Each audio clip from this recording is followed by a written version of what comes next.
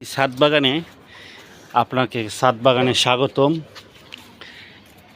এই যে একটা লেবু গাছ, মোটামুটি লেবু ধরেছে।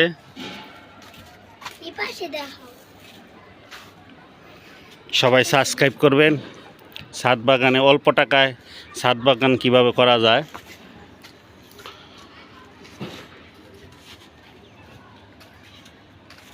এটা বাঙ্গি গাছ, কয়েকটা বাঙ্গি ধরেছে, আবার কয়েকটা খেয়েছি।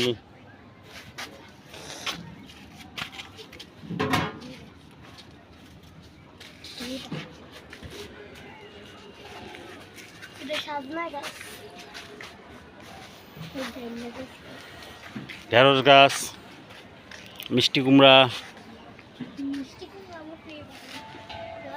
বড়ি গাছ,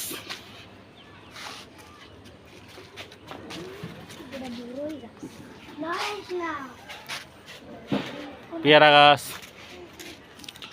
মরিচ গাছ, কামাঙ্গা মরিচ গাছ, চুকা পাতা, ঢেঁড়স, মরিচ, ফুল গাছ, করলা গাছ। করলা এখন কিনতে হয় না, আমরা এখান থেকে খাইতে পারি।